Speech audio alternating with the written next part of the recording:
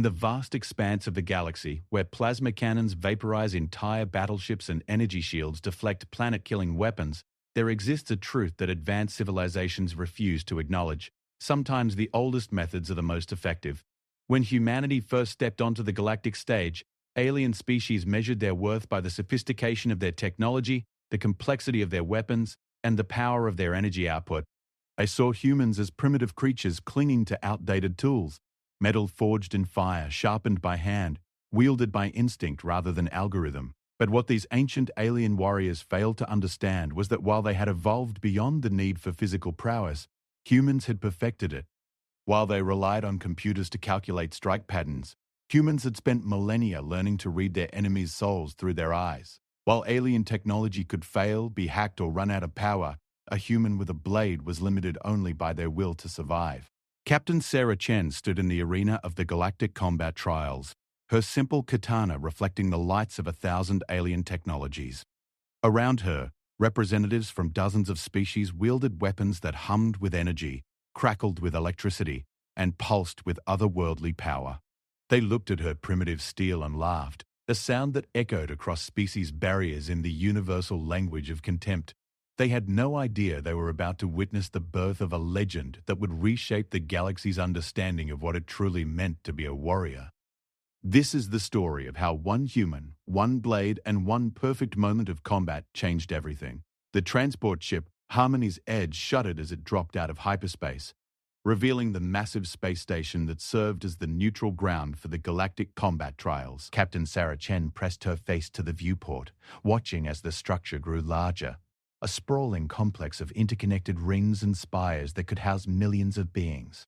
This was Nexus Prime, where the galaxy's finest warriors gathered every decade to prove their species' military prowess. Sarah's reflection stared back at her from the reinforced glass, a woman in her early 30s with calloused hands and scars that told stories of countless training sessions. Her dark hair was pulled back in a practical ponytail, and her brown eyes held the steady gaze of someone who had looked death in the face and refused to blink. Unlike the other human representatives who wore the latest in combat armor and carried plasma rifles, Sarah wore simple black fatigues and carried only her grandfather's katana. "You sure about this, Captain?" asked Lieutenant Marcus Webb, her closest friend and the only other human on the transport who wasn't part of the official delegation. He was a mountain of a man, scarred from the colony wars, and one of the few people who understood why Sarah had chosen her path. Sarah's hand moved instinctively to the sword at her side. The weapon had been forged on old Earth using techniques passed down through her family for generations. The steel had been folded thousands of times, creating a blade that was sharper than most molecular cutters and more durable than military-grade alloys. But more than that, it was a piece of her heritage, a connection to warriors who had faced impossible odds with nothing but skill and determination. The Galactic Council thinks they understand humanity because they've seen our ships and our guns, Sarah said, her voice quiet but firm. They think we're just another species that abandoned their primitive ways in favor of technology. They need to learn that we never abandoned anything. We just added to it. The docking procedure began with a series of mechanical clanks and hisses. Through the viewport, Sarah could see the docking bay filled with vessels from across the galaxy. Sleek Veilthorn warships sat next to the crystalline transports of the Zephyrian Empire. Massive Krogar battlecruisers dwarfed the elegant vessels of the Ethereal Collective. Each ship was a testament to its species' technological advancement and military philosophy. As they disembarked, Sarah found herself surrounded by beings that challenged every concept of what a warrior could be. The Veilton delegation towered nearly 8 feet tall, their forearms ending in hands that could manipulate energy directly. Their leader, War Commander Fiss, moved with predatory grace, his iridescent scales shifting color to reflect his mood. The weapons attached to his arms hummed with barely contained energy, each one capable of leveling a city block. The Krogar were even more imposing, 12-foot-tall reptilian giants whose thick hides could deflect most conventional weapons. They wore powered armor that integrated directly with their nervous systems, turning them into walking tanks.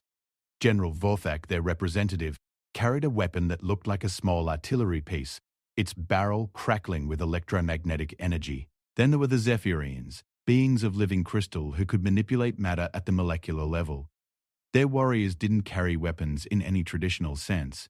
They were weapons, able to reshape their bodies into deadly configurations at will. Master Resonance Cathara observed the gathering through multifaceted eyes, her crystalline form refracting the station's lights into rainbow patterns. And finally, the ethereals, ancient beings of pure energy contained within mechanical shells. They had transcended physical form eons ago, and their combat units were technological marvels that could phase between dimensions. High Executor Omnidius floated above the deck, his form occasionally flickering as he shifted between realities. Sarah walked among these giants of galactic civilization, and she felt the weight of their gazes. To them, she was an anomaly, a member of the newest species to join the galactic community, carrying a weapon that predated spaceflight by millennia. The universal translators carried not just their words but the emotional undertones, and Sarah heard everything from amusement to contempt to puzzlement. "The humans send a child with a sharpened stick," War Commander Thys observed, his voice carrying the musical quality of his species. "Perhaps they do not take these trials seriously." General Vorthak's laughter was like grinding stone. "Their technology is impressive for such a young species, but they clearly do not understand the nature of true combat. That primitive blade will not even scratch my armor." Master Resonance Cathara's voice chimed like wind through crystal formations. "Fascinating. They cling to obsolete methods while possessing the knowledge to transcend them. Perhaps it is a cultural affectation?" High Executor Omnidius's response came from everywhere and nowhere, his mechanical voice devoid of emotion. "Physical weapons are limitations imposed by material existence. The humans have not yet learned to fight beyond the constraints of matter." The human delegation's leader, Admiral Harrison Burke, moved to intervene, but Sarah placed a gentle hand on his arm. She had expected this reaction. Throughout human history, enemies had underestimated them right up until the moment they realized their mistake. This would be no different.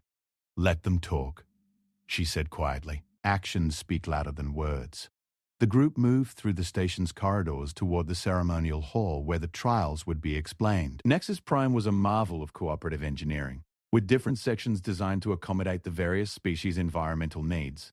The corridors they walked were in the common zone, with gravity, atmosphere, and lighting set to accommodate the broadest range of beings. As they traveled, Sarah observed everything. She noted how the Veilthon moved with fluid grace but tended to favor their dominant right side. The Krogar were powerful, but their massive frames meant they had to build up momentum for direction changes. The Zephyrians were incredibly flexible, but their crystalline nature meant they were vulnerable to specific resonance frequencies. And the Ethereals, for all their technological advancement, still needed their mechanical shells to interact with the physical world. Every species had strengths, but they also had weaknesses. Sarah's training had taught her that understanding an opponent was more important than overpowering them. Her grandfather had been a master of various sword arts, and he had drilled into her the fundamental truth that a blade was only as effective as the mind that guided it. The ceremonial hall was a vast amphitheater that could accommodate thousands of beings. Holographic displays showed the history of the combat trials, dating back over 3 millennia. The trials had begun as a way to settle disputes between species without resorting to full-scale war, but they had evolved into a demonstration of military capability and cultural values. The current host species, the ancient Magisters, had not participated in combat for over 1,000 years. They had evolved beyond physical form into beings of pure intellect, but they maintained the trials as a service to the younger species. Archmagister Zenthos materialized at the center of the hall, a shimmering form of golden light that spoke directly into the minds of all present. "Welcome, warriors of the galaxy," the voice resonated in every consciousness. "You represent the finest combat traditions of your species. These trials will test not just your ability to fight, but your understanding of what it means to be a warrior. The challenges will be both individual and collective, testing your skills against both predictable opponents and unexpected situations." Sarah felt the mental touch as the Archmagister's attention focused on her briefly. There was surprise there, and curiosity, but not dismissal. Whatever else the Magisters had become, they remembered what it was like to struggle and grow. The first trial will be individual combat in an adaptive arena. The environment will change to challenge each warrior's particular strengths and weaknesses. Victory is achieved through demonstrating superior combat ability, not necessarily through defeating your opponent. Showing mercy can be as valuable as showing strength, and understanding your opponent's capabilities is as important as displaying your own. The arena materialized around them, a massive circular space with walls that could reconfigure themselves into any environment. Advanced holographic projectors could create terrain, weather, and obstacles that were indistinguishable from reality. Gravity generators could simulate any planetary condition, and the atmosphere could be adjusted to accommodate different species' needs. The first match was between two traditional powerhouses, War Commander Thys of the Veilthon and General Vorthak of the Krogar. The arena configured itself into a rugged mountainous terrain with multiple levels and hiding spots. Both warriors were in their element, using the environment to showcase their species' evolved combat capabilities. Thys moved like liquid lightning, his forearms allowing him to attack from multiple angles, while his energy weapons carved through stone and metal. His scales shifted color to blend with his surroundings, making him nearly invisible as he struck from unexpected positions. Vorthak was a force of nature, his powered armor allowing him to smash through obstacles that would stop other warriors. His electromagnetic cannon could penetrate any shield, and his massive frame absorbed damage that would destroy lesser beings. The battle was spectacular, with both warriors demonstrating techniques that represented millions of years of evolutionary combat development. Energy blasts lit up the arena while the ground shook from Vorthak's devastating impacts. In the end, Thys's mobility gave him the edge, but both warriors had proven their species' combat prowess. Sarah watched and learned. She saw how the arena's systems responded to different fighting styles, how the environment could be used as both weapon and shield, and how the other warriors approached the challenge of adapting to changing conditions. When her name was called for the next match, a wave of anticipation rippled through the assembled beings. Her opponent was to be blade singer Zelthrus of the Kethmoan, a species known for their mastery of vibro-weapons and personal energy shields. Zelthrus was 7 feet tall, with forearms ending in razor-sharp claws, and she carried weapons that hummed with sonic frequencies capable of shattering molecular bonds. As Sarah walked toward the arena floor, she heard the comments from the gallery. The universal translators made sure she understood every dismissive remark, every prediction of her swift defeat, every expression of curiosity about how long she might last against a real warrior. The arena began to reconfigure as soon as both combatants took their positions. The system scanned both fighters, analyzing their equipment and combat styles to create an appropriate battlefield. For Zelthrus, it created a multi-level environment with resonant crystals that could amplify her sonic weapons. For Sarah, it seemed to create nothing special, just an open space with simple terrain features. Zelthrus activated her weapons, filling the air with a harmonic frequency that made the crystal formations sing. Her movements were hypnotic, flowing from stance to stance in a deadly dance that had been perfected over generations. Her vibroblades could cut through any known material, and her personal shields could deflect energy weapons and projectiles. Sarah drew her katana. The blade emerged from its scabbard with a soft whisper of steel on wood, and suddenly the arena fell silent. Not physically silent. Zelthrus's weapons still hummed and the crowd still murmured, but there was a shift in attention. A moment when every being present realized they might be about to witness something unprecedented. The katana was beautiful in its simplicity. No energy field surrounded it. No technological augmentation enhanced its capabilities. It was just steel, folded and forged and sharpened by human hands using techniques that predated galactic civilization. But in Sarah's grip, it became something more than the sum of its parts. Sarah took a ready stance, her body relaxed but alert, her breathing steady and controlled. She had spent her entire life preparing for moments like this, training in arts that traced their lineage back to ancient Earth warriors who had faced impossible odds with nothing but skill and determination. Zelthrus struck first, her forearms moving in a complex pattern designed to overwhelm her opponent with multiple simultaneous attacks. Her vibroblades cut through the air with a sound like screaming metal, and her movements were too fast for most beings to follow. Sarah moved like water flowing around stone. She didn't meet the attacks head-on or try to block every strike. Instead, she read the pattern of Zelthrus's movements, finding the spaces between the attacks and flowing through them like she was dancing.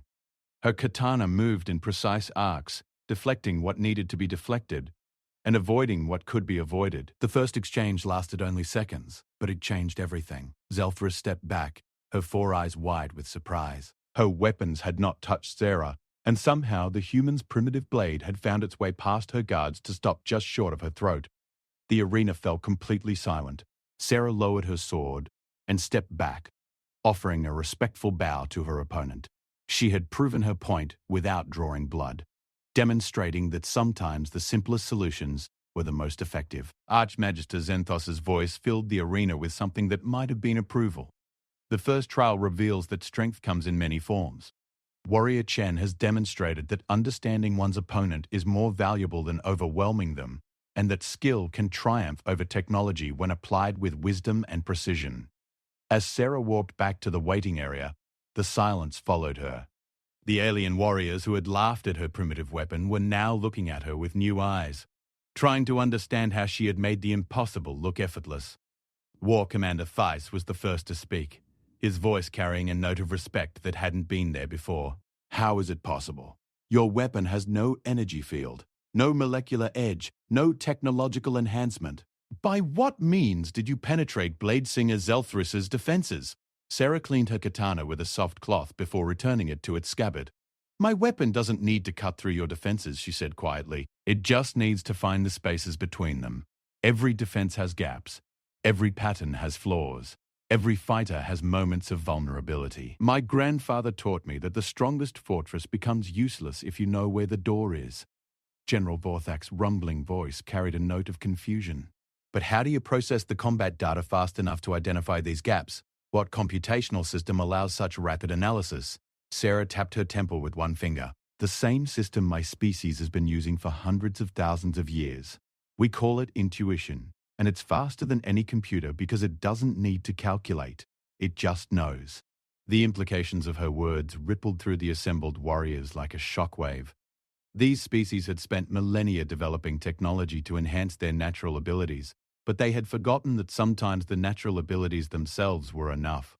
Master Resonance Cathara's crystalline form chimed with what might have been admiration. You fight with organic algorithms evolved through natural selection rather than designed through engineering. Fascinating. Your species has weaponized instinct itself. High Executor Omnidius's response came with a mechanical precision that somehow conveyed surprise. We had not considered that consciousness could be used as a tactical advantage rather than a limitation to be overcome. Your approach challenges fundamental assumptions about combat evolution. As the trials continued, Sarah found herself becoming the center of attention in ways she had never expected. The other warriors began studying her movements, trying to understand the principles behind her fighting style. They saw her read opponents like open books, anticipating attacks that hadn't been telegraphed and finding openings that shouldn't have existed. But more than that, they began to understand that humanity brought something to the galactic community that had been missing. A reminder that evolution wasn't just about becoming more complex, but about becoming more effective. Sometimes the most advanced solution was to remember what had worked all along. The observation deck of Nexus Prime offered a stunning view of the nebula beyond, its swirling colors painting the darkness in shades of purple and gold. Sarah stood alone at the massive viewport, her katana resting against the railing as she watched the cosmic dance of gas and stardust. The trials had been suspended for a rest period, giving the warriors time to recover, and the observers time to process what they had witnessed. 3 days had passed since her match with Bladesinger Zelthris, and the ripple effects were still spreading throughout the station. Warriors who had dismissed her as a primitive curiosity now studied her every movement, trying to decode the principles behind her fighting style. The galactic media had picked up the story, and transmissions were already racing across the galaxy carrying news of the human who fought with ancient steel. Mind if I join you? The voice belonged to Zelthris herself, who approached with the careful respect one warrior showed another. Her forearms moved in what Sarah had learned was a gesture of peaceful intent among the Kethmaran. Please, Sarah said, gesturing to the space beside her. I was hoping we'd have a chance to talk. Zelthris positioned herself at the viewport, her large eyes reflecting the nebula's light.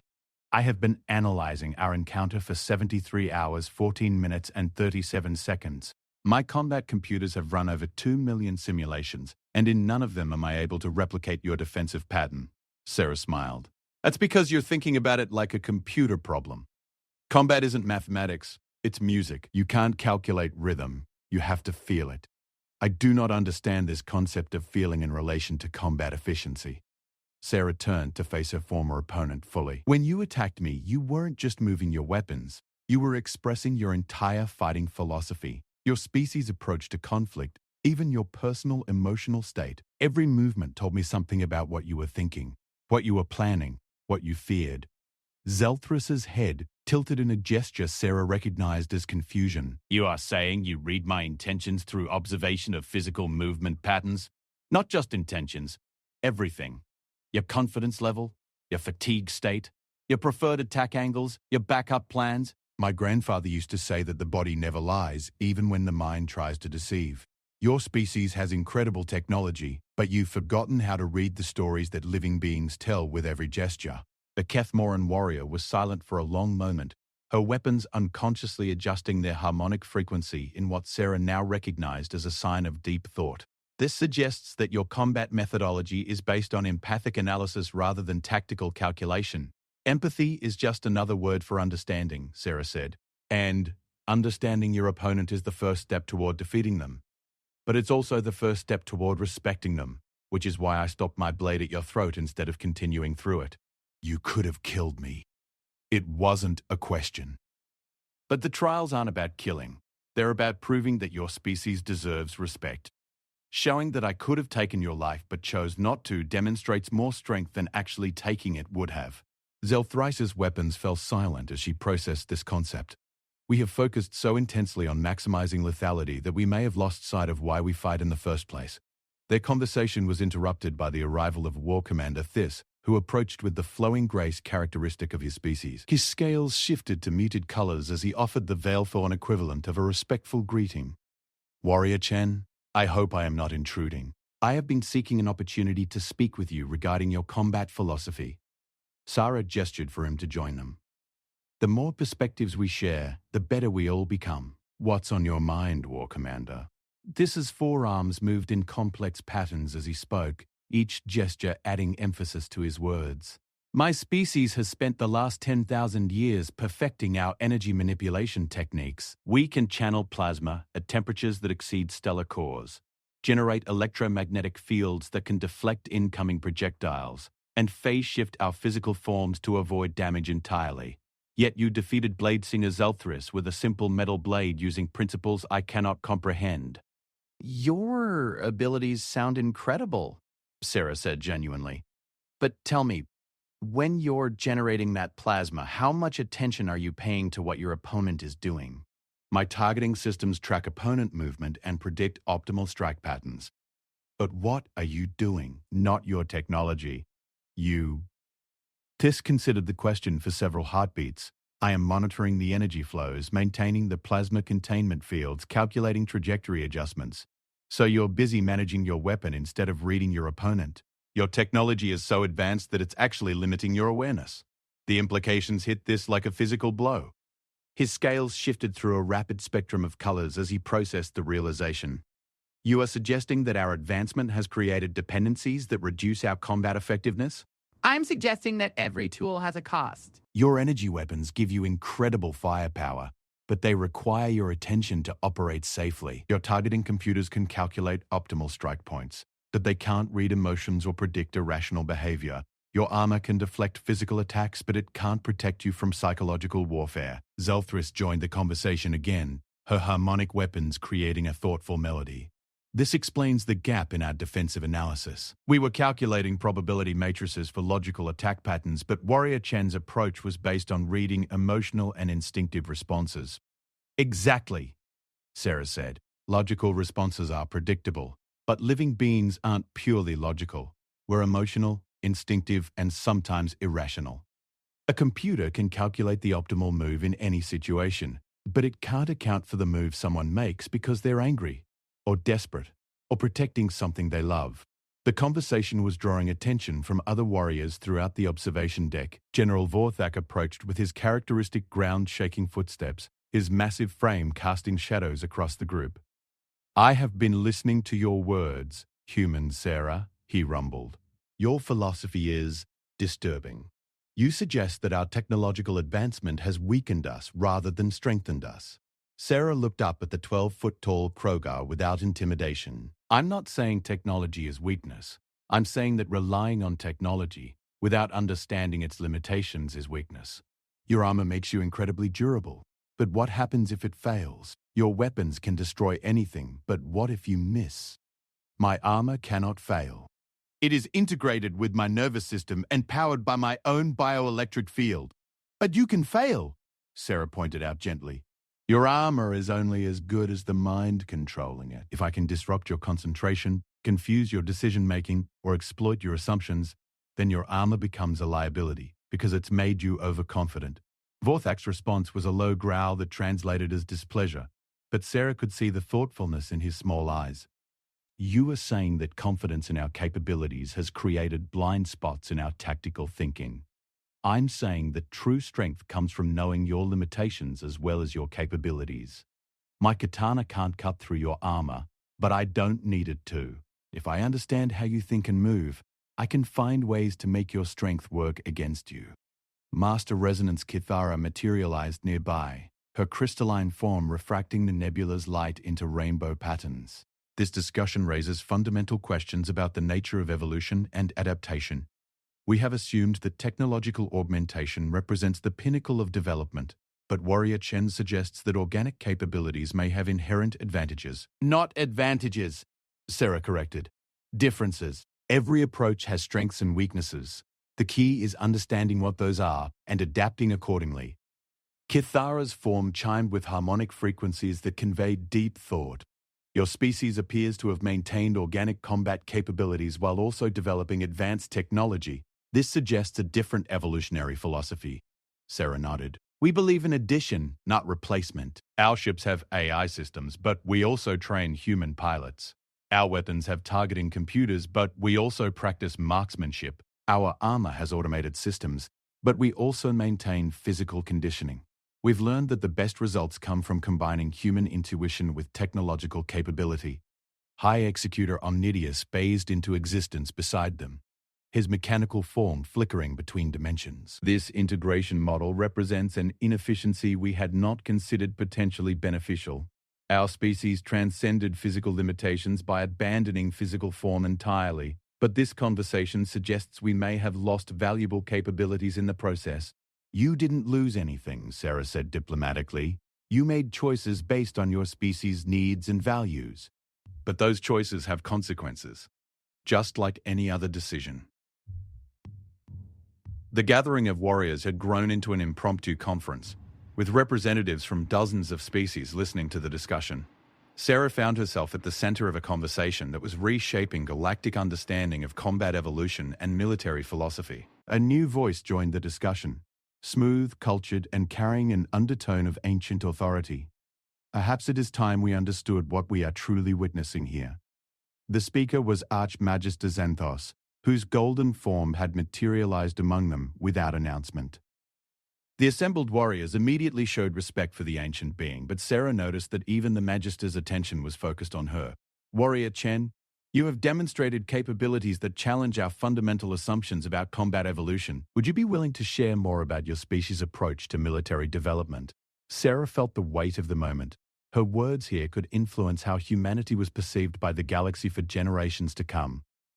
My people believe that survival isn't about having the best tools. It's about being able to use any tools effectively.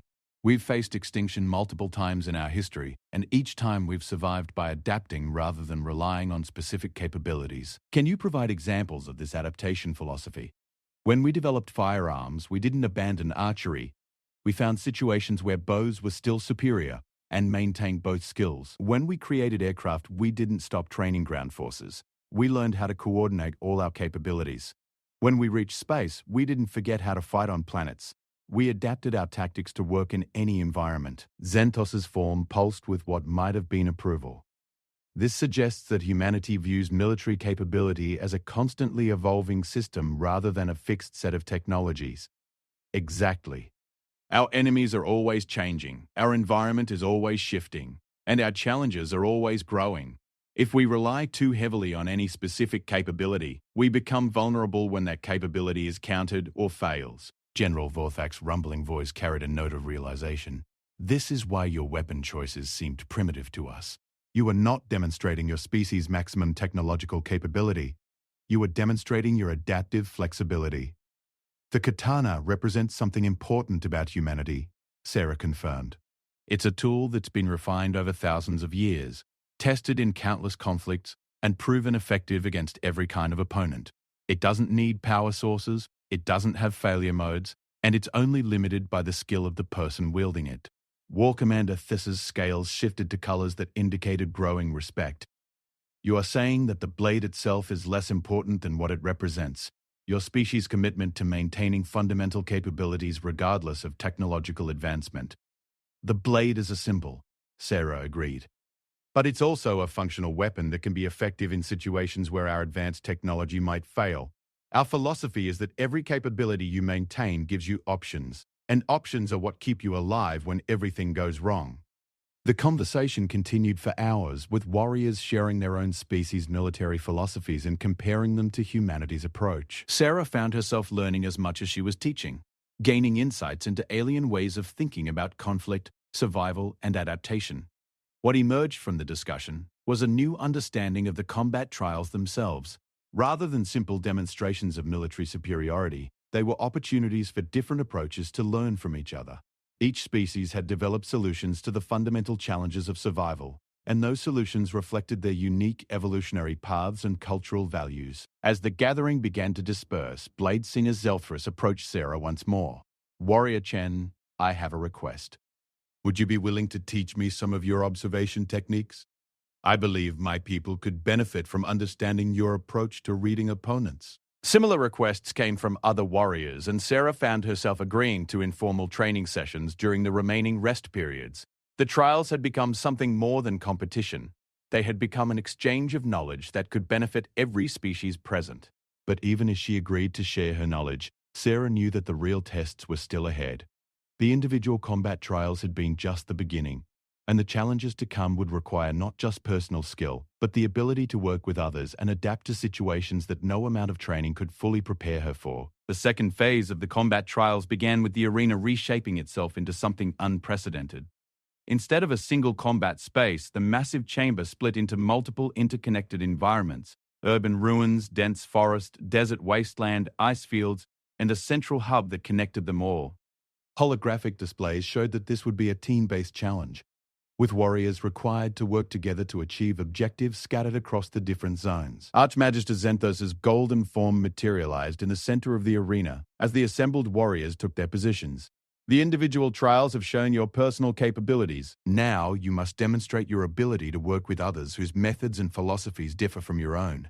You will be assigned to mixed teams, and your success will depend not on your individual strength, but on how well you can coordinate different approaches into unified action." Sarah looked around at the other warriors, all of whom were processing the implications of this announcement. Many of these species had never fought alongside others, and their combat doctrines had been developed in isolation. The challenge wasn't just tactical, it was diplomatic, psychological, and cultural. The team assignments were announced, and Sarah found herself grouped with an unlikely collection of fighters. Her teammates included War Commander Thiss of the Veilthan, whose energy manipulation abilities made him a formidable range combatant. Crystal Shaper Vex of the Zephyrians brought matter manipulation capabilities that could reshape the battlefield itself. Voidwalker Kess of the Ethereals could phase between dimensions, making her an ideal scout and infiltrator. And completing the team was Battlesinger Drex of the Resonance Tribes, a species Sarah hadn't encountered before who used sonic weapons and musical coordination techniques. "An interesting combination," Thiss observed, his scales shifting to neutral colors as he studied his new teammates. "We represent 5 completely different approaches to combat. I am not certain how we can coordinate effectively." Vex's crystalline form chimed with harmonic frequencies that conveyed uncertainty. "My matter manipulation requires time to analyze molecular structures. Your energy weapons operate at speeds that exceed my processing capabilities. Coordination may be impossible." Voidwalker Kess flickered in and out of phase as she spoke, her mechanically augmented voice carrying across dimensional barriers. "Temporal synchronization will be problematic. My scouting requires operating outside normal space-time, making real-time communication difficult." Battlesinger Drex's response came as a complex melody that the universal translators struggled to process. Her species communicated primarily through music, and her words carried emotional and tactical information in layers of harmony and rhythm. Sarah listened to each concern, recognizing the underlying fear that each warrior had, that their unique abilities would be useless when forced to work with incompatible teammates. It was a problem that went beyond tactics and struck at the heart of each species' identity. Let's start with what we know, Sarah said, taking a position where all team members could see and hear her clearly. Each of us has capabilities that the others don't. Instead of seeing that as a problem, let's see it as an advantage. Your energy weapons can engage targets at long range and provide covering fire. Vex, your matter manipulation can create barriers, bridges, and environmental changes that support our movement. Kess, your dimensional abilities give us intelligence about enemy positions and unexpected attack angles. Drex, your sonic coordination can help us maintain communication and timing across different environments. But how do we synchronize such different operational methods? Thais asked. My energy weapons require precise targeting calculations, while Vex's matter manipulation needs time for molecular analysis. These approaches operate on completely different timescales. Sarah drew her katana and held it horizontally, the blade catching the arena's lights. This weapon represents the simplest possible approach to combat. One person, one tool, direct action. But it's effective because it's part of a larger system that includes strategy, observation, adaptation, and understanding. We need to create a system that lets each of you operate at your maximum effectiveness while supporting the others. She turned to face each teammate in sequence. Your targeting systems are incredibly precise, but they require you to focus on calculation rather than observation. What if you handled long-range threats while I provided close-range observation and coordination? Vex, your matter manipulation is powerful but slow. What if Kess scouts ahead to give you advance warning about what environmental changes we'll need? The team members looked at each other with new understanding. Sarah was proposing something that none of their species had ever attempted. True coordination rather than parallel action. And Drex, Sarah continued, turning to the battle singer, your musical coordination could be the key to making this work. If you can create a rhythm that helps us time our actions, a harmony that lets us communicate without words, then we can move like parts of the same organism instead of 5 separate individuals. Drex's response was a cascade of musical notes that conveyed excitement and possibility. Her species had developed combat music specifically for coordination, but they had never tried to synchronize with alien fighting styles. The arena's challenge was announced. Retrieve 5 energy cores scattered across the different environments and bring them to the central hub before the opposing teams could do the same. The cores were guarded by automated defense systems that would adapt to whatever tactics were used against them, and the environments themselves would change to create new obstacles and opportunities. As they prepared to enter the arena, Sarah noticed something that gave her hope. Her teammates were already starting to adapt to each other. This was observing Vex's movement patterns and adjusting his energy field emissions to avoid interference with her molecular manipulation. Kess was experimenting with partial phase shifts that kept her visible while still allowing dimensional awareness. And Drex was creating soft harmonies that seemed to calm everyone's pre-combat nerves. The trial began with Drex establishing a basic rhythm that all team members could follow, a steady beat that provided timing for movement and coordination. Kess immediately phased into dimensional shift, providing real-time intelligence about the arena layout and enemy positions. Her voice came from everywhere and nowhere as she reported what she found. 5 opposing teams in different sectors.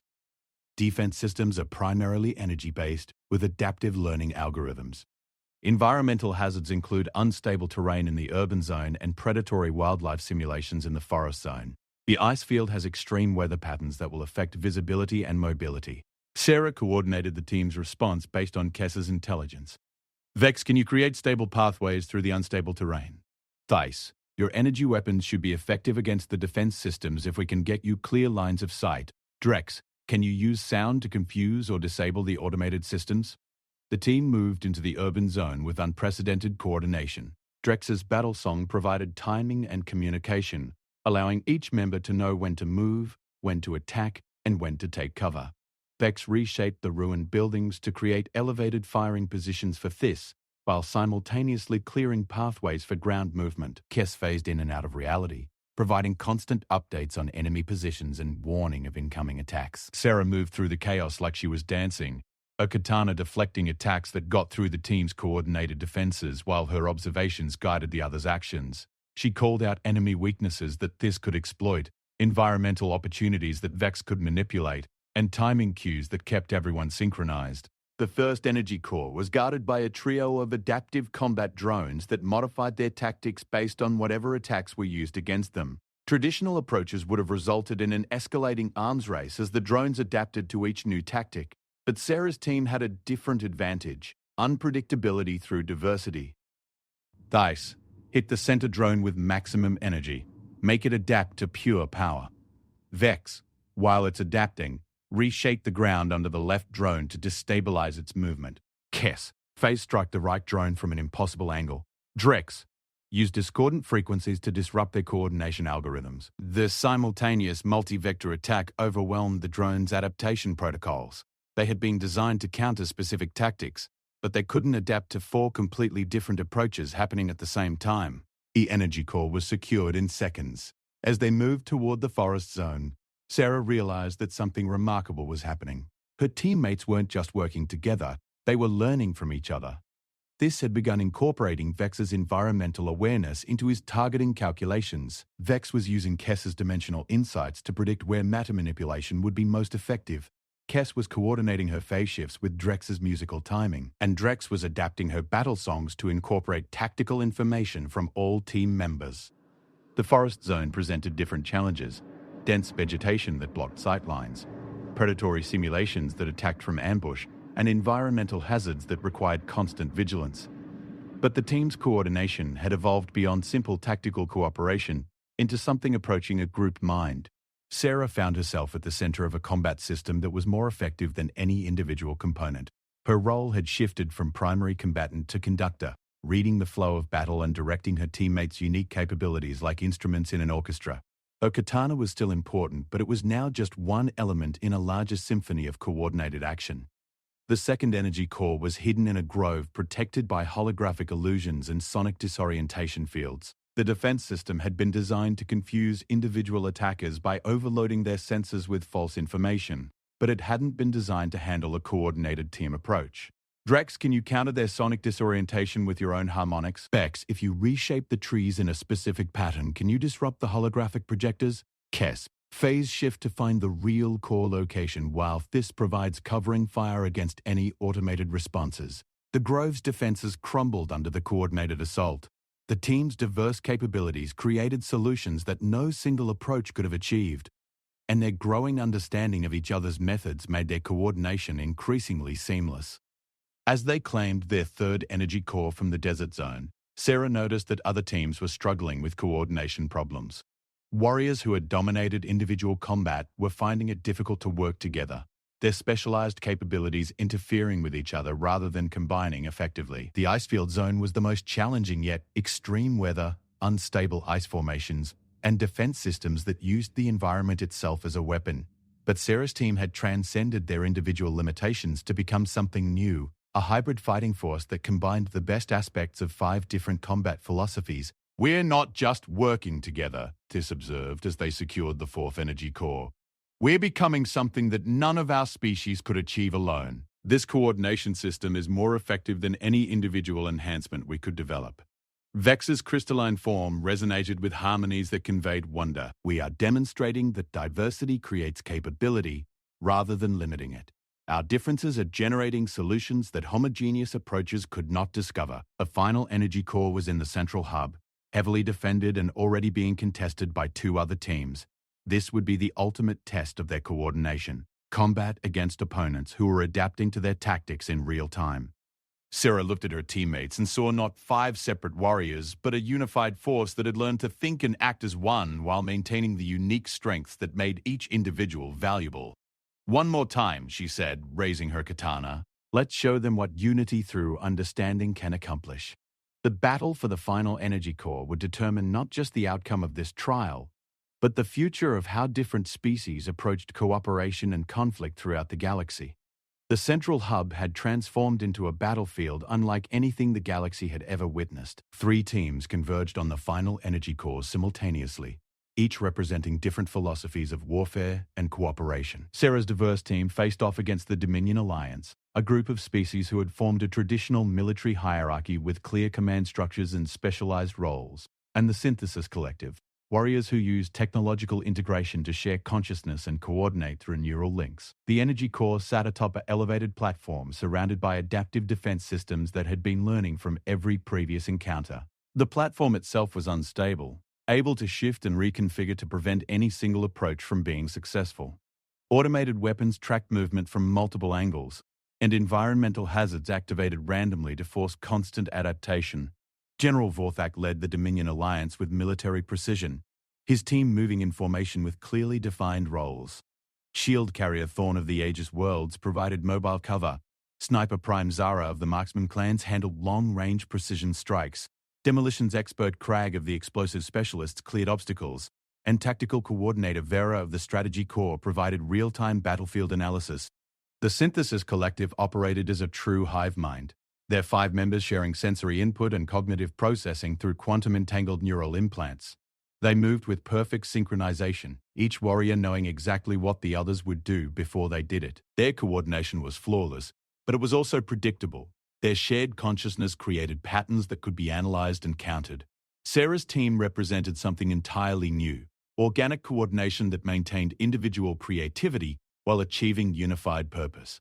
As they approached the contested zone, Drex's battle song established their operational rhythm, but now that rhythm incorporated improvisational elements that let each team member contribute their own tactical variations. "This is going to be chaotic," Sarah warned her teammates as they moved into position. 2 other teams, adaptive defenses, and an unstable battlefield. "We'll need to be ready to change our entire approach at any moment." "We have been practicing change," this replied, his scales shifting to combat patterns. "Our coordination system is built on adaptation rather than rigid planning. If anything, chaos should favor our approach." The battle began the moment all 3 teams came within range of the defense systems. Energy beams crisscrossed the arena as automated weapons engaged multiple targets simultaneously. The platform began reconfiguring, creating new obstacles and eliminating old ones in response to the team's movements. The Dominion Alliance moved with military efficiency, using their shield carrier to create a mobile base of operations while their sniper provided covering fire. Their demolitions expert cleared defensive positions with precisely targeted explosives, and their tactical coordinator maintained communication and planning. It was textbook, combined arms warfare, executed with professional competence. The Synthesis Collective flowed across the battlefield like a single organism, their shared consciousness allowing them to respond to threats and opportunities with inhuman speed. They coordinated their attacks with mathematical precision, each action calculated to support the others in ways that no normal team could achieve. But Sarah's team danced. Drex's battle song had evolved beyond simple coordination into something approaching combat poetry, with each team member contributing their own verses to the overall composition. This's energy weapons provided the percussion, Vex's matter manipulation created the melody, Kessa's dimensional shifts added harmony, and Sarah's blade work supplied the rhythm that tied everything together. "Kess, what do you see?" Sarah called as she deflected incoming fire with her katana. "The Synthesis team is moving toward the north approach. Perfect coordination, but predictable timing. The Dominion team is establishing a firebase on the South Ridge. Effective, but static. The defense systems are adapting to both approaches. Vex, can you create a path that neither team is expecting?" "Already begun. Reshaping the platform's base structure to create an access route from below. Molecular bonds are responding well. This will need covering fire when we make our move, but not where they expect it." "Understood. I can create energy barriers that look like attacks. Misdirection rather than destruction. Drex, can you mask our approach with sonic camouflage?" The Battle Singer's response came as a complex harmony that would make their movement patterns blend with the arena's background noise while maintaining team coordination. Sarah's plan was audacious in its simplicity. Instead of fighting the other teams directly, they would use the defense systems against them while creating an unexpected approach to the energy core. It required perfect timing and absolute trust between team members who came from completely different worlds. The Dominion Alliance was the first to make a serious attempt on the core. Their military precision had carved out a secure approach route, and they moved with textbook efficiency toward their objective. But their success created an opportunity for Sarah's team. The defense systems had adapted to their methodical advance and were now configured to counter organized military tactics.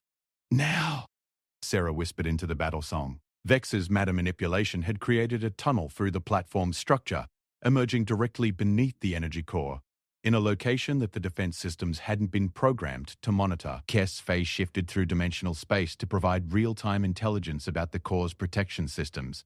This created a series of energy barriers that looked like failed attacks, drawing the automated weapon's attention toward false targets. And Sarah moved through the chaos with her katana, not fighting the other teams but reading their patterns and using their movements to create openings for her own team's advance. The Synthesis Collective detected the unusual approach and began adapting their strategy to counter it, but their shared consciousness created a fatal vulnerability. They thought and moved as one, which meant their response was unified but inflexible. Sarah had learned to read their pattern during the approach, and she knew exactly when they would shift their attention. Drex, Discord in 3, 2, 1. The Battle Singer's harmony suddenly shifted into a complex discord that disrupted the Synthesis Collective's neural synchronization. For just a moment, their perfect coordination faltered as their quantum-entangled consciousness struggled to process conflicting sensory input. That moment was all Sarah's team needed. This's energy weapons eliminated the core's immediate defenses while Vex stabilized the platform beneath their feet. Kess provided overwatch from dimensional space, warning of incoming threats from the other teams. And Sarah reached the energy core just as both opposing teams realized what had happened. But instead of claiming the core immediately, Sarah did something unexpected. She stopped. "All teams, stand down," she called out, her voice carrying across the arena through Drex's sonic amplification. "Before anyone takes this core, we need to understand what we're really accomplishing here." The sudden shift from combat to communication caught everyone off guard. General Vorthak's team maintained their weapons ready but held their fire. Confusion clear in their tactical coordinators' urgent communications. The Synthesis Collective paused their advance, their shared consciousness struggling to process this unprecedented development. "These trials are supposed to demonstrate our species' combat effectiveness," Sarah continued, her katana held at rest but ready. "But what if they're actually demonstrating something else? What if they're showing us how much stronger we could all be if we learned from each other instead of competing against each other?" Archmagister Xanthos's golden form materialized in the arena, his ancient presence commanding attention from all participants. "Warrior Chen, you have achieved the objective. The energy core is within your reach. Why do you pause?" Sarah looked around at all the warriors present, her own teammates, their opponents, the observers watching from the gallery. Because winning isn't always about reaching the objective first. Sometimes it's about understanding why the objective matters. She turned to face the other teams directly. "General Vorthak, your military precision and organizational capabilities are incredible. You've created a system that can coordinate complex operations with minimal communication requirements. Synthesis Collective, your shared consciousness allows coordination that individual minds couldn't achieve. You're demonstrating possibilities for unity that transcend individual limitations." The arena fell silent as Sarah's words resonated across the assembled warriors. "But both of your approaches have limitations. General, your hierarchy depends on clear command structures and predictable roles. What happens when the situation doesn't match your training? Collective, your shared consciousness creates perfect coordination but also predictable patterns. What happens when your enemy understands your thinking?" General Vorthak's rumbling voice carried grudging respect. "You are suggesting that our strengths create exploitable weaknesses. I'm suggesting that every approach has vulnerabilities, including ours. My team's diversity gives us adaptability, but it also creates communication challenges and potential coordination failures. The difference is that we've learned to acknowledge those limitations and compensate for them." The Synthesis Collective spoke with their unified voice. "You propose that awareness of weakness is more valuable than elimination of weakness? I propose that perfection is the enemy of adaptation. If you eliminate all your weaknesses, you also eliminate your ability to grow and change. My team isn't perfect, we're just willing to keep learning." Sarah made a decision that would echo throughout galactic history. Instead of claiming the energy core for her team's victory, she stepped back and gestured to all the warriors present. "The real test isn't whether any of us can claim this core. The real test is whether we can work together to understand what it represents. This trial has shown us that different approaches to warfare can complement each other rather than competing. What if we took that lesson back to our species? What if instead of using these trials to establish dominance, we used them to build cooperation?" The energy core began to pulse with increasing intensity, and the arena's systems registered an unexpected development. According to the trial parameters, all three teams had achieved the objective by reaching the core simultaneously and demonstrating their unique capabilities. But Sarah's proposal had created something beyond the original design, a situation that required evaluation of cooperation rather than competition. Archmagister Xanthos's form brightened as his ancient consciousness processed the implications. The trials have achieved their original purpose, demonstrating that diversity of approach creates strength rather than weakness. But they have also revealed something we had not anticipated. You have shown that the highest form of strength is the wisdom to know when not to use it. The arena began to reconfigure once more, but this time it created a space for dialogue rather than combat. Representatives from dozens of species moved to join the discussion. As the implications of what they had witnessed spread throughout the station, Sarah's katana caught the light as she sheathed it, the simple gesture somehow containing more significance than any victory pose could have conveyed. She had proven that sometimes the most powerful weapon was the wisdom to know when not to fight, and that true strength came not from defeating opponents, but from understanding them so well that conflict became unnecessary. The trials were far from over. But everything had changed. What began as a demonstration of individual species' military capabilities had become an exploration of how different approaches to warfare, cooperation, and survival could complement each other. The galaxy was about to learn that the greatest victories were those that created allies rather than defeating enemies. 6 months after the combat trials, the galaxy was a different place. The changes hadn't come through conquest or political revolution, but through something far more profound. A shift in how entire civilizations understood the nature of strength, cooperation, and survival. Sarah Chen stood once again on the observation deck of Nexus Prime, but now the station served a different purpose entirely. Where once the combat trials had been a demonstration of military supremacy, they had evolved into something called the Unity Exercises, collaborative challenges designed to help different species learn from each other's approaches to problem-solving, conflict resolution, and survival. The arena that had once hosted battles between warriors now served as a training ground, where mixed teams from different species worked together to overcome challenges that no single approach could solve. The katana at Sarah's side had become something of a galactic symbol, but not in the way anyone had expected. Rather than representing human military might, it had come to symbolize the principle that true strength came from understanding rather than overwhelming, from adapting rather than dominating, from building bridges rather than walls. The latest reports are quite remarkable, said Dr. Elena Vasquez, Sarah's former academy instructor who had arrived to document the changes taking place. 17 different species have sent delegations to Earth to learn about human martial arts and combat philosophy. The Veilthon have incorporated human intuition training into their military academies. Krogar are studying human adaptability techniques to reduce their dependence on technology. Sarah smiled as she watched the training sessions taking place in the arena below. War Commander Thys was working with a group of young Veilthorn warriors, teaching them how to read emotional cues and body language, in addition to their traditional energy manipulation training. Nearby, General Vorthak was learning meditation techniques from a human instructor, exploring how mental discipline could enhance his species' already formidable physical capabilities. And it's not just military applications, Elena continued. The Zephyrian trade councils are using human negotiation techniques based on reading emotional subtext. The ethereal research collectives are studying human creativity and intuition to enhance their problem-solving algorithms.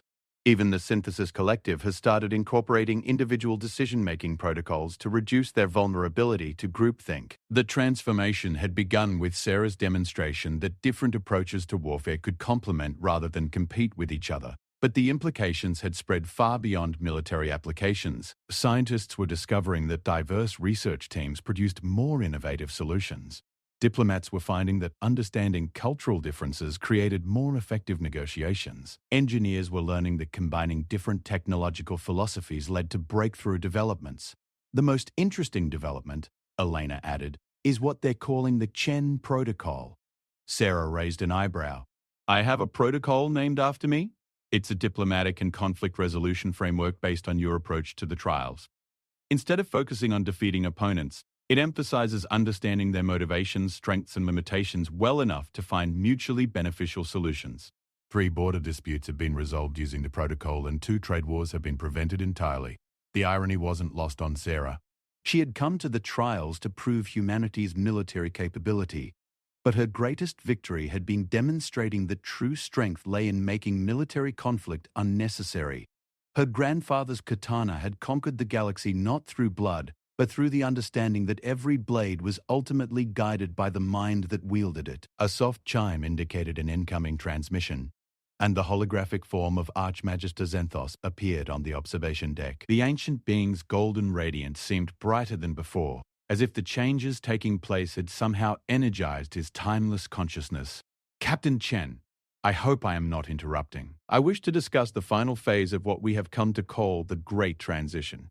Sarah gestured for the Magister to continue, though she had learned that conversations with beings who had transcended physical existence often took unexpected directions. The Unity exercises have exceeded our most optimistic projections. 27 species have formally adopted collaborative training protocols based on the principles you demonstrated. Galactic military academies are restructuring their entire curricula to emphasize adaptation and cross-species cooperation. But there is something more significant occurring. The hologram shifted to show star charts with various species territories marked in different colors. For the first time in recorded galactic history, we are seeing spontaneous cooperation between species that have never had formal diplomatic contact. The principles you demonstrated are spreading through cultural contact and practical application rather than political mandate. Sarah studied the charts, noting the increasing overlap between different species areas of operation. You're talking about organic integration rather than imposed unity. Precisely. The galaxy is learning to function as a cooperative system rather than a collection of competing entities. This represents an evolutionary leap comparable to the development of consciousness itself. Dr. Vasquez looked between them with academic fascination. You're saying that Sarah's approach to the trials catalyzed a fundamental shift in how galactic civilization operates? I am saying that Captain Shen demonstrated a principle that every species inherently understood but had forgotten. That true strength comes from understanding and incorporating differences rather than eliminating them. The trials were designed to identify the strongest warrior, but instead they revealed the strongest philosophy.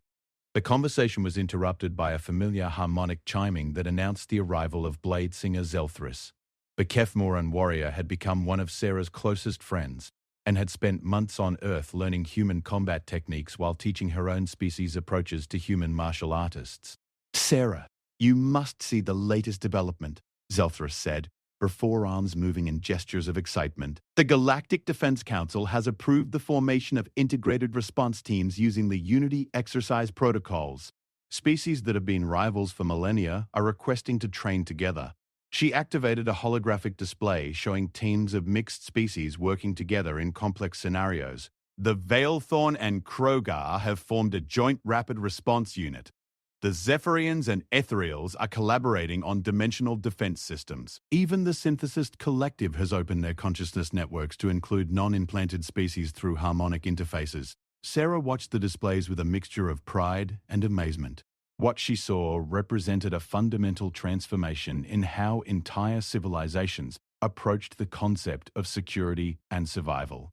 Instead of each species developing isolated capabilities, they were creating integrated systems that drew on the best aspects of multiple approaches. There's something else, Zelthris continued. The Council has officially requested that humanity serve as coordinators for the new Integrated Defense Initiative.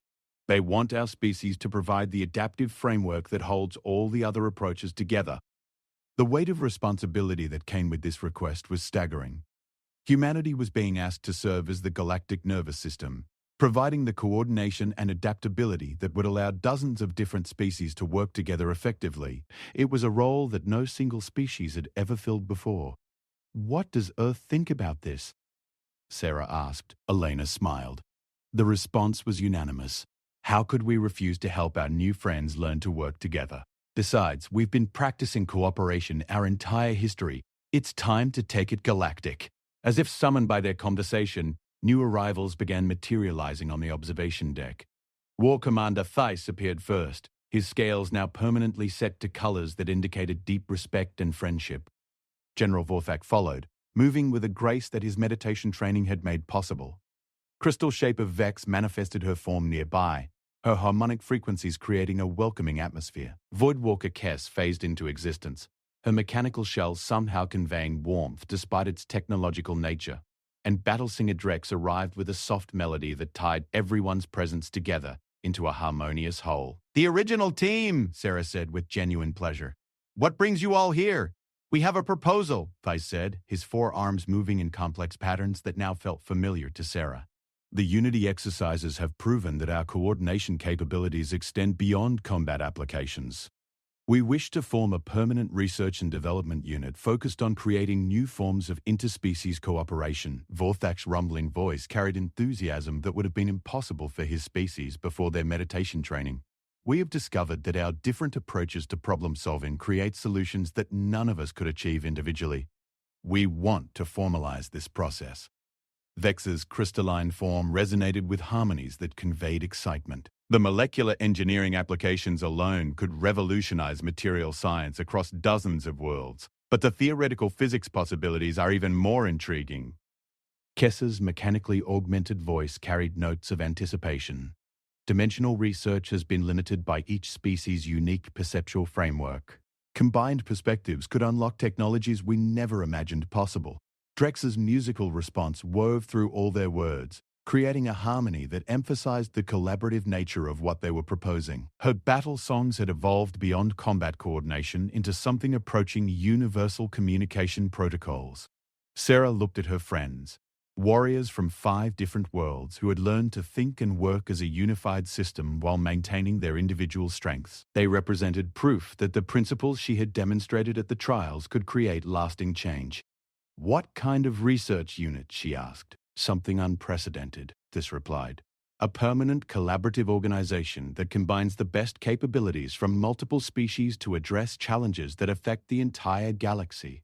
Crisis response, technological development, diplomatic solutions, exploration projects, anything that benefits from diverse approaches working in unity. And you want humanity to coordinate this organization? We want you to lead it?" Vorthak said simply. "You have demonstrated the ability to understand and coordinate different capabilities without trying to control or change them. That skill is rarer than any technology." Sarah felt the weight of the moment. The simple sword at her side had started a chain reaction that was transforming galactic civilization, and now she was being asked to help guide that transformation into its next phase. She looked out at the nebula beyond the station, its swirling gases creating patterns of beauty from cosmic chaos. Perhaps that was what her grandfather's katana had always represented. Not the ability to cut through problems, but the wisdom to find the patterns that connected everything together. "On one condition," she said finally. "This organization has to be something new, not just an expansion of existing systems. We're not trying to create a galactic empire or impose unity from above. We're trying to create a framework that lets different approaches work together while maintaining their unique value." "Agreed," Zelthris said, speaking for the group. "We call it the Synthesis Initiative, not because we want to merge everything into uniformity, but because we want to synthesize different strengths into something greater than the sum of its parts." Vasquez activated her recording equipment with academic excitement. "This conversation is going to be studied for centuries. You're creating the foundation for a new form of galactic civilization." Archmagister Zenthos's golden form pulsed with what might have been satisfaction. The combat trials were designed to identify the galaxy's finest warrior. Instead, they identified something far more valuable: the principles that will guide galactic civilization into its next evolutionary phase. "Captain Chen, your blade never drew blood in anger, yet it has conquered more worlds than any weapon in galactic history." Sarah drew her katana and held it up to catch the light of distant stars. The simple steel reflected the nebula's colors, creating patterns that seemed to dance across the blade's surface. It was still just a sword, forged by human hands using techniques that predated spaceflight.